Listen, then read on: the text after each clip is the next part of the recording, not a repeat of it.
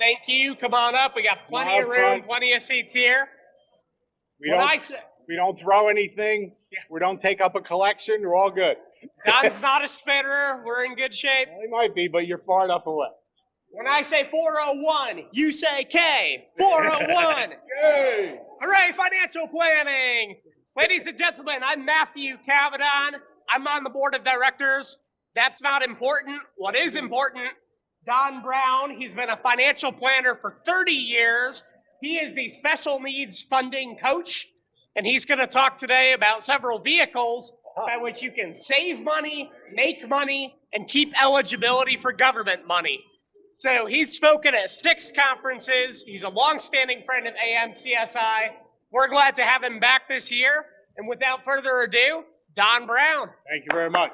First of all, thank you for your patience. Thanks for being here. We're going to be a little bit flexible. I also want to take a minute to give Matt a hand.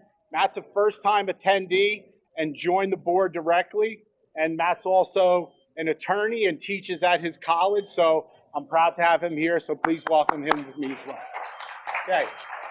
If you are in this room and you've not gotten one of these, please come up at the end and let me know. This is my new toy and I love to give it out. If you take it out of the package, it sticks on the back of your phone. When you want to clean your screen, the front part is a microfiber screen cleaner. So everyone can have it and stick it on the back of your phone. When it gets dirty, you can wash it. Now, if you forget everything about me, if you forget everything about what I talked about today, then all you need to do is look on the back, and that's my website. You okay? All right. So, again, my name is Donald Brown, Don for short. Our organization is called Special Needs Funding Coach. Now, we call ourselves Special Needs Funding Coach for a specific reason. If you think about anything you've done in life where you've had a coach, that coach did several things. Number one, taught you the basics of whatever it is that you were pursuing. Number two, got you individually better at what you were trying to pursue.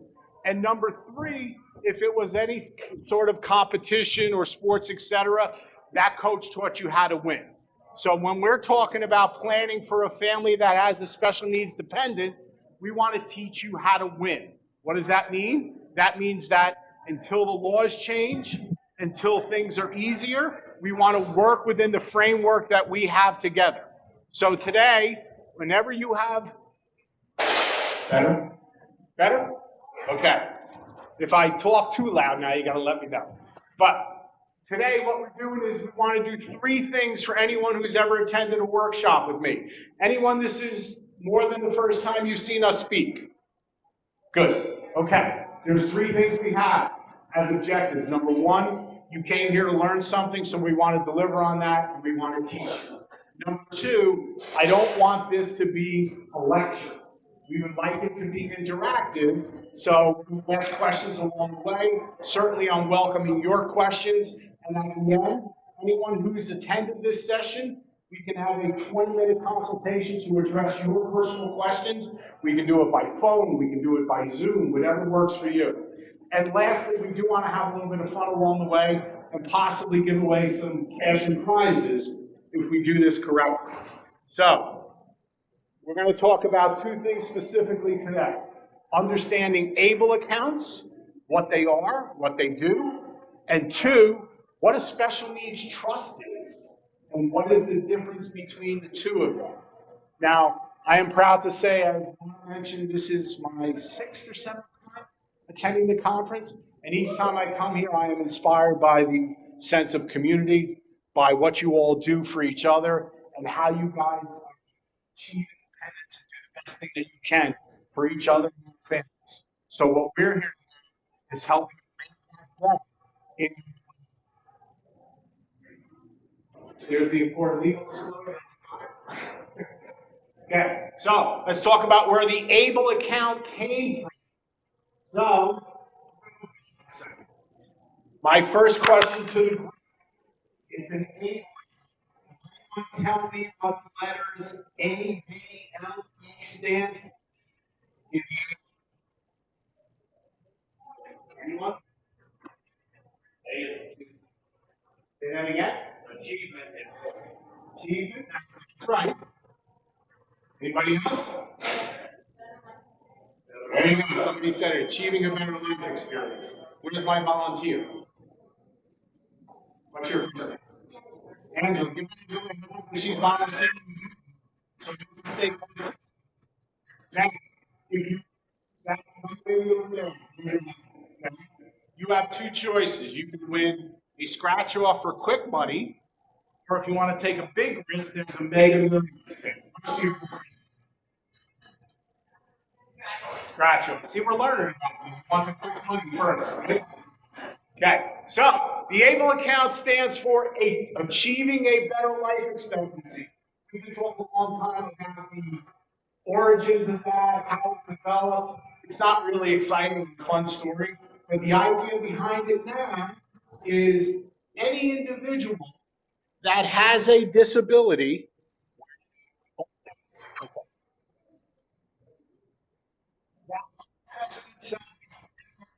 six can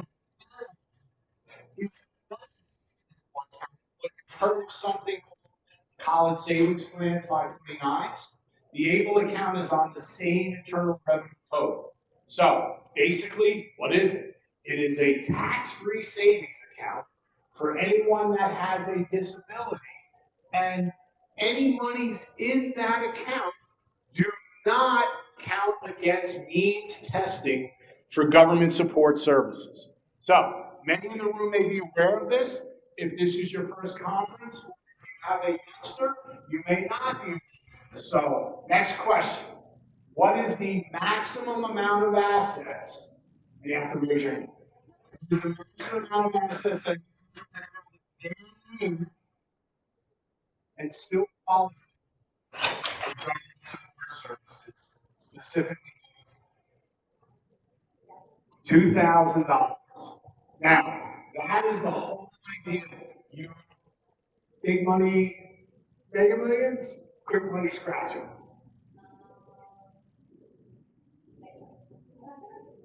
Mega? Okay. Now, I have witnesses here. If you hit for the big money, you're morally obligated to hire us as your financial advisor. It's $500 million. So even if you get half, you get $250 million. We scrape by $2.5 million. That's pretty. It's $2,000. So when we talk about special needs funding, let's talk about the chapters that we have, that everyone. Sometimes we need the support to be independent. That's when we might be achieved. However, sometimes we need some of those services to get. So it becomes the first catch-22 when we're trying to plan for our families. How do we get that achievement and that level of independence, but we can only have 2,000 assets? Well, the first and easiest solution is the ABLE account. So it allows individuals with disability to have a tax-free savings account. Legislation is required in each state. That's less than most states have it. Talk about the individual states, individual plans that are available, and how you can use those. So, what are the eligibility requirements? First one we mentioned is your disability has to manifest itself before the age of 26. Now, again, things are changing, sometimes they're changing slowly, but as in 2026, that's going to be raised to the age of 46. Now, if the age criteria is met and the individual is receiving SSI or SSDI, then you to be able to account. So, here's the next challenge. Anyone explain the difference between SSI and SSD?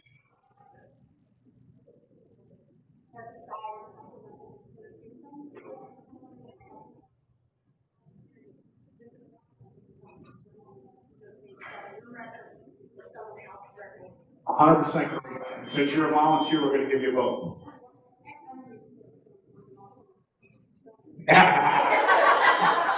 right, so now I know I have to be careful what I say. Okay, and your first name again? Angie. What Angie said is SSI is supplemental security income versus SSDI, which is Social Security Disability income. SSDI is what we receive based on if we have a qualifying event for disability. SSI is designed for an individual who may not have that, may not achieve that. Now, I'm here for two reasons. One, if you have a child who is a minor and they have a qualifying disability, then they do not qualify for SSI because they're a minor. Their eligibility is based on income. However, when they turn age 18, they're automatically eligible to apply because now any needs-based supports are based on their individual assets and income. There's two things to be aware of. Number one, when your child turns age 18, if you're not sure whether they're qualified for SSI or not, you should apply. Why? Even if you don't achieve the maximum. Right now the maximum is somewhere, and SSI is designed for basic food and shelter. Now, anybody can come up to me after the workshop and tell me where we can live for $800 a month. Good. But that's the reality to deal with. But the other thing that I want you to be aware of is if you apply for SSI at age 18, when you turn age 21, you're automatically eligible for Medicaid support services. So we need the help to achieve a level of independence, and receiving $1 in SSI, you're for Medicaid eligibility. Now, here's the other thing I want you to be aware of because it happens all too often. Many of our families go to Social Security, they apply for SSI, and Social Security says, is your loved one living with you? And you as a good guardian, loving family say, of course they will. And what happens is Social Security rewards you by reducing your benefit because you are providing in-kind support. I see heads. So, if you're shelter and Social Security says thank you very much, we don't have to give you as much money. Now, I want you to be aware of that because number one, if you are going to apply for SSI, then be prepared. You have to do one of two things. Number one, you have to charge that individual which says, okay, accept. Now, tax implications, you may have to use that as the amount that you receive and benefit strictly offsets that. There's another. It's is going to pay for their fair share of expenses, their fair share of the food, their fair share of the utility, their fair share of the cable, etc. And you have that list prepared. And then, secondly, that total, off the record, that total should be about $800. That should be if you're saying it's Social Security is going to if you're saying it's less than Social Security is going to say full. So it should be easy to do. And the only reason we want to do that is we don't want to leave dollars on the table if we could be using it for anything that's going to help us. And two, if Medicaid eligibility, most people who are Medicaid understand Medicaid to be health insurance for those that can't get it. The overwhelming majority of the special needs services are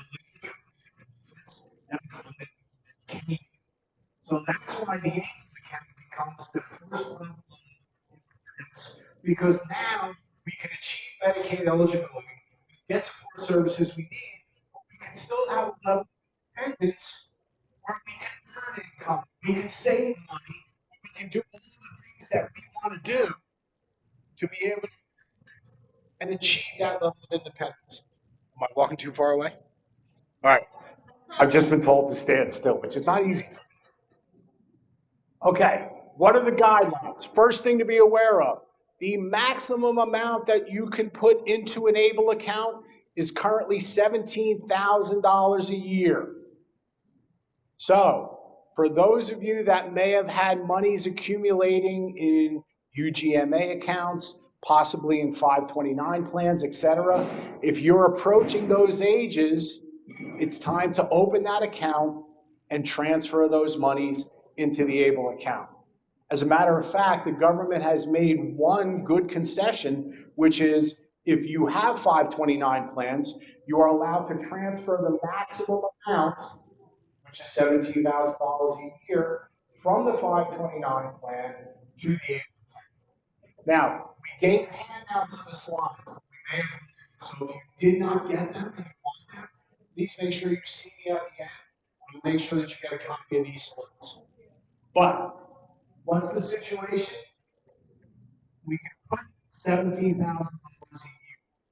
Look at that. That says, okay, if an individual is working and they're receiving Medicaid supports to be able, they can put an additional $13,590 a year. Again, if anybody can figure out the formula for that, come see me. Talk. But if you look at that, it's the greatest way to be able to say, okay, I'm initially able to have my level of independence. I'm initially able to accumulate dollars and still not have it count against my government support eligibility. Number two, maximum amount currently is up to $100,000 in this account. We're going to talk specifically why that should never happen from a practical standpoint, but we're also going to talk specifically about things that spend. And there's only one ABLE account. So, unlike special needs trust, etc., multiple special needs trusts that individual will be a beneficiary. For an ABLE account, we have one.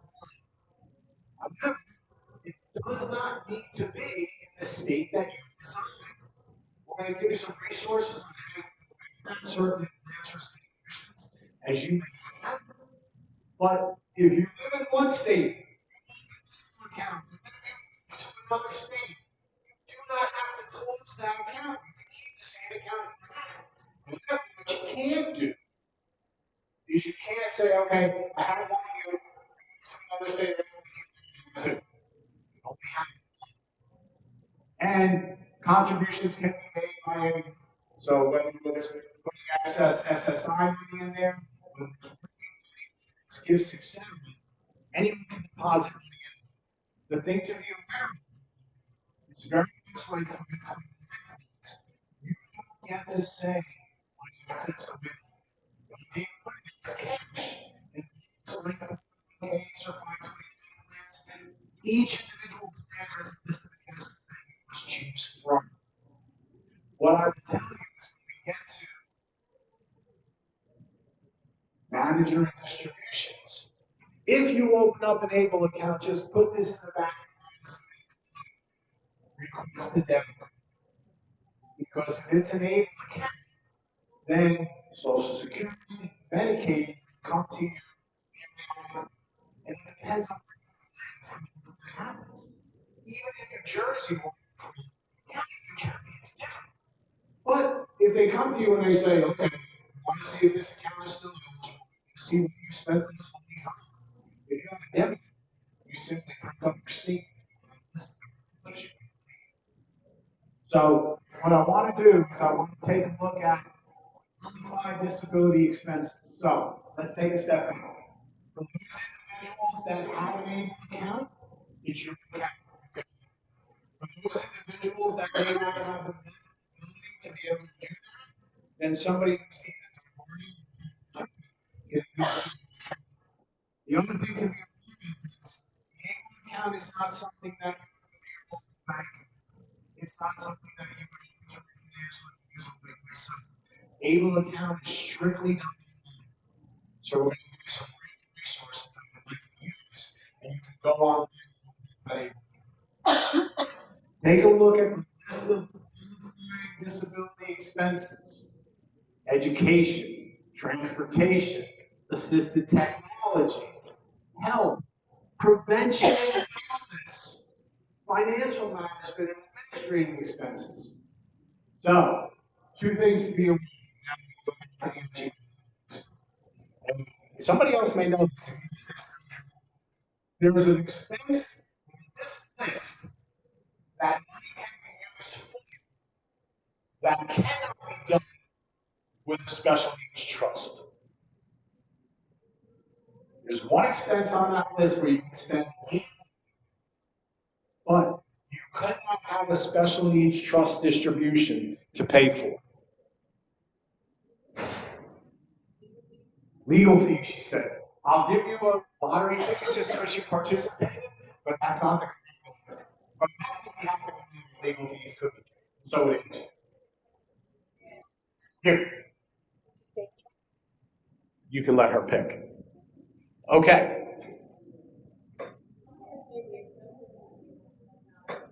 The expenses. That's a good guess, but it's not the right one. But the one that I want to point out to you is housing. When we go over special needs trusts, there are only two things that a special needs trust can pay for. And it's the basic food and shelter that SSI would pay for. So, if we have housing as a qualified expense for an able account, but we cannot use special needs trust money to pay for housing, then there's a unique opportunity there. And we talk to either attorneys or special needs CPAs. They literally call this legal because you are to transfer from the special needs trust to an able account. And the able account can pay for housing. So in our unique planning, what we teach our families to do is if we want to have an independent living experience where it's going to have a place where they can live with other people, but we can't use special needs trust money to pay for it, we can transfer special needs trust money to an able account and have the able account pay for that. So that's the first takeaway for you. Teach you as we go for this is special needs trust are for your planning and the able account is for the day week expenses that we use for regular expenses. Okay. Okay. Here's the other thing we should take a look at. Next slide. Okay. I want anyone to think of something that's legal that you couldn't fit into one of these categories. That's what makes the able account so liberating for me. Because anything that you would do, you could literally fit into one of those categories and it would work. Yes, basically, yeah, it does. So if we're going to movies or we're going on vacation, the individual can use their account to pay for those expenses. Yes. Yeah, well, it's health and wellness. See, you'd be hard pressed to find anything that's legal that you couldn't spend able account. Same thing, especially these trusts. However, this is the singular drawback that everyone needs to be aware of. If you accumulated monies in an able account, if the individual that has the able account passes away, then Medicaid gets paid back for any services that they may have been. So they're first in line. That's why when we do families, we teach you that you should really make 1 or 2 years of deposits accumulating. It's independent, this is way respectively, and there's a year or so into this thing or so. But if it's close to $100,000, we would lose that. That's planning to make sure that we not get stuck. Can I ask you if you know, Michelle's my who's not on SSI or Medicaid? Correct. If you do have the ABLE account, you fund it, say like for college, and then you want to plan to use it, then you pass it. Do you get, what happens to the money then? If you've never received Medicaid services, then whoever's named beneficiary of that account receives the money. See, the key here, and this is why it's so important and it's kind of delicate for everyone in the room to recognize, is let's face it, we hope you never need this. But if we have monies there and we need services, now we can have it excluded and not counted against us. If we have monies there and we never needed services, great. We can take the money out. What we're going to say, where'd you spend the money? Because you never got any services. So what we teach our families is, with rare exception, an ABLE account should be one of the tools in the kit.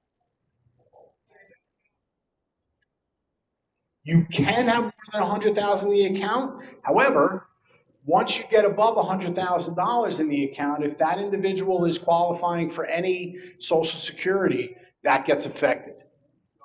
Put in like the 20,000 and get investment, right? Investment earning, what's above 100K, and you direct it to like sell those out and spend the money down and blow that 100K.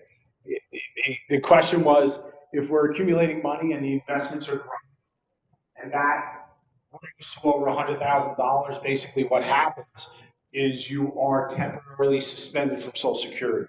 But if you think logically, we can get into the what I always call the geeky details of how these work. What I want to present to you here is practical. Be practical. If you have these expenses that you're be spending money on, there really isn't a reason that you should be accumulating. So if you look at it, talking about the order where we spend money. First is our income. Second is any excess on the receiving. Which is going to be the ABLE account. And lastly, okay. So opening up an ABLE account, you can choose anyone you want. So get really fast. Everyone in the room, if you have a pencil, pen, piece of paper, you're taking notes, please write down that website, www.ableNC.org. It's a national resource center for ABLE accounts. It is provided by a nonprofit organization, so no one's going to take your information, try to market to you, or steal your information, and you can go back again to educate yourself and use that ABLE account. Here's what it looks like. Everything from what is it, who's eligible, what funds be used, how to open the account, and how to launch it. So in the space of 45 minutes, we don't have information on it. But here's a great so things to consider. Number one, an ABLE account is not the end-all be-all of your special needs planning. Okay? Number one, there's limitations. Number two, we always talk to families about unintentional consequences. You have a family friend or loved one who think to include your loved one's special needs in their estate planning. Well, if they do that and they leave the money to your loved one with special needs, that may immediately knock them out of these services. So we always teach our families the only thing that solves those things are time and money. And God forbid you're not there to control that, you can imagine what can happen and the disaster that ensues. So, the other thing is it can only handle up to $17,000 a year. So if you're doing your estate planning, you have a family that wants to do something in excess of $17,000, what do?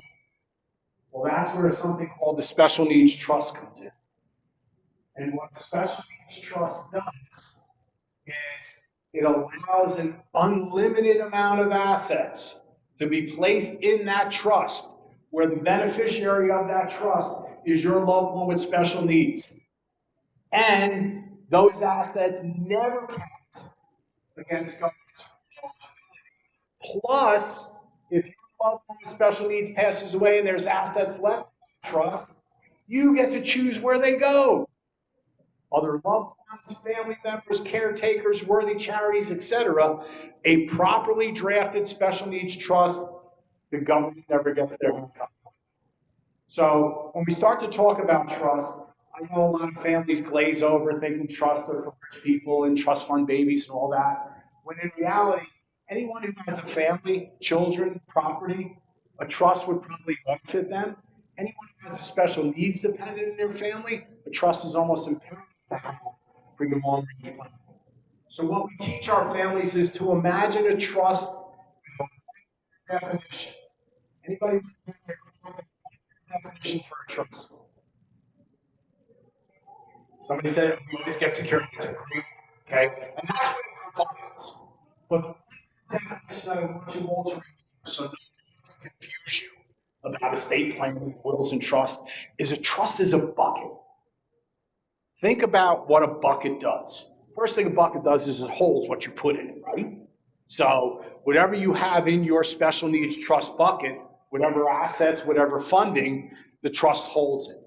What is the second thing a bucket does, if you think about it conceptually, is it protects what's in it from outside sources. So what outside sources do we want to protect that money from? First one is the government. The government never gets their hands on that money. It's a properly drafted special needs trust. The other one is what I always term as unscrupulous people. People that would otherwise take advantage of us and our family members and not use those funds appropriately. So we know when we work with families come to us time and time again, and they tell us, Don, we don't have a lot of money, we're not millionaires, we're not going to do a special needs trust, we're just going to leave those assets. So let's say Patty is the sister of our loved one, John, who has special needs. So we're just going to leave them. And we know that Patty's going to use that money to take care of John. Well, there's two problems. It's called a gift of communication, which means legally enforceable, which most families will immediately respond. We're 110% sure that Patty will use that money. But secondly, what if a year after you leave that money, Patty's spouse decides they want to divorce? And now suddenly, special needs now becomes part of civil litigation. That's the importance of understanding what the special needs trust does and how it affects you and how it moves effectively in your special needs plan. So someone mentioned, we're talking, someone mentioned trustee. So when we talk about the trustee is what it does. When you always have to name exactly the person that is going to accomplish that.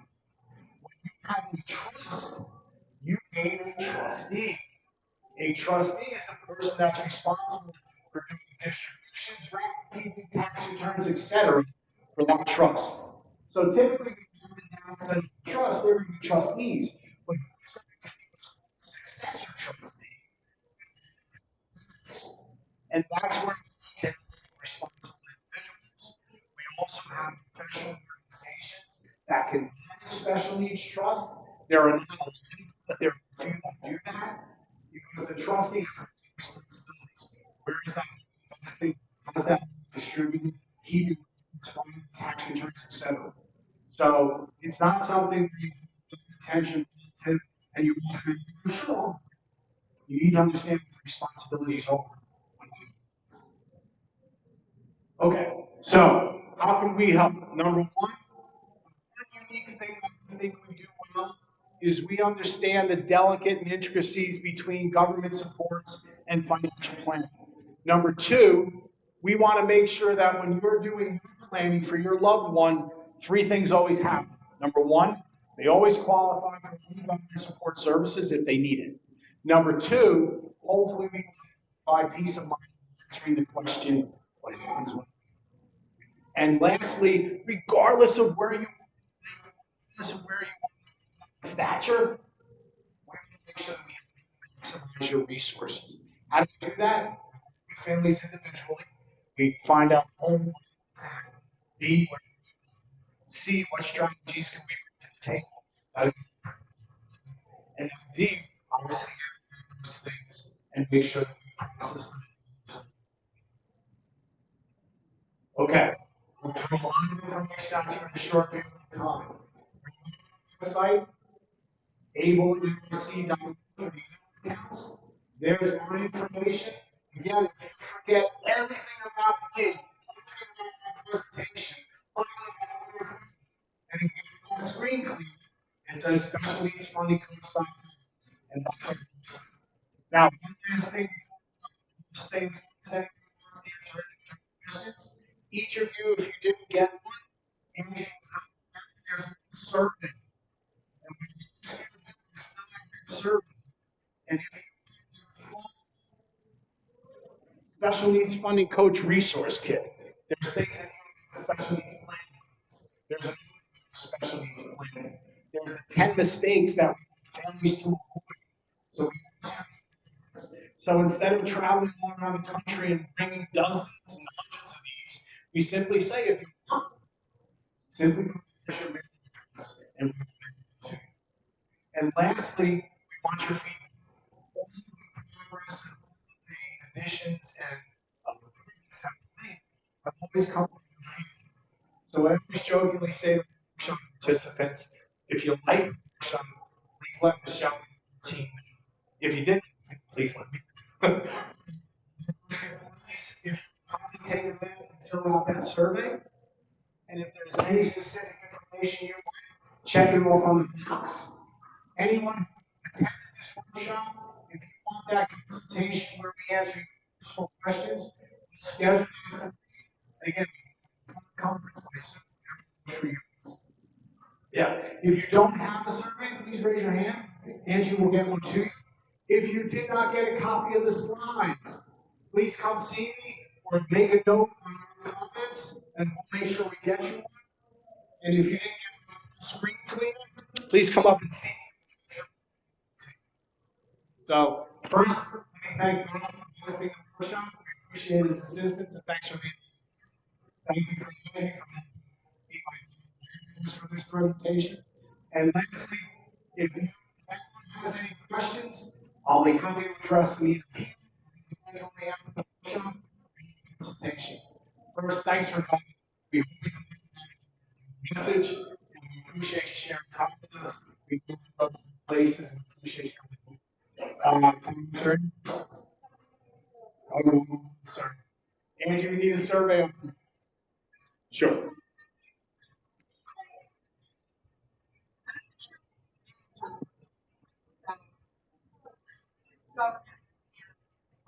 What happens is, if there's money left in the ABLE account, and the individual was the beneficiary of that account, whether it's their own account or someone else opened it for them, if that individual had received any Medicaid support services, Medicaid gets reimbursed first.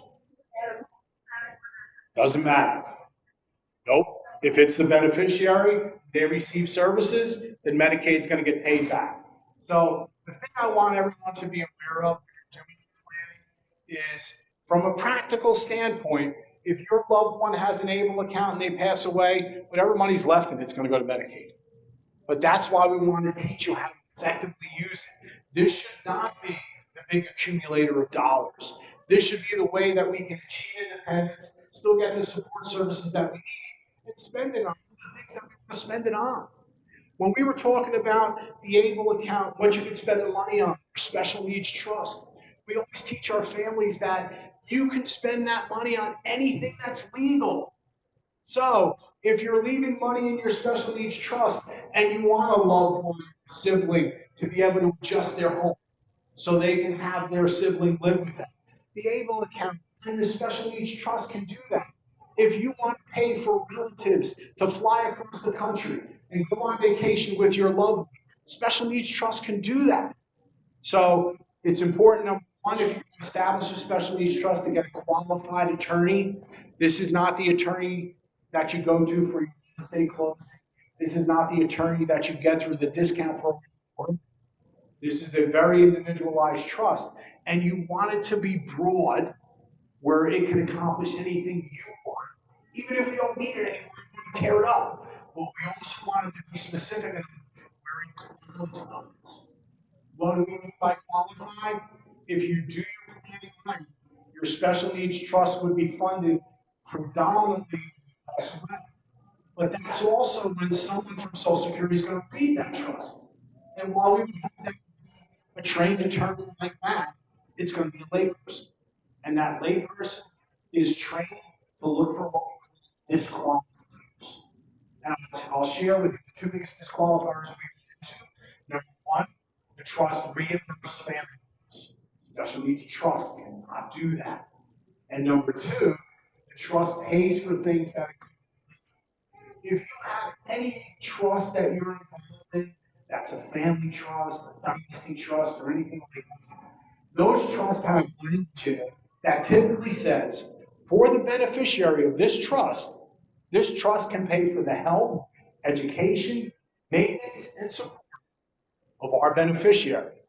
Special needs trust can have that language in there because within maintenance and support is basic food and shelter, which means it would disqualify that trust. So we as Special Needs Funding Coach don't do the legal work. We are a member of the National Academy of Special Needs Planners, which are financial planners like myself and attorneys, so we can refer people to qualified attorneys all around the country. The one thing I say from, again, a practical standpoint is this is not the trust that you go to your regular attorney for or your real estate attorney for. This is not the area to be penny wise and pound foolish. I'm way over time, so thank you for your attention. Anybody have any other questions that we can address for you? Survey cards? Yeah.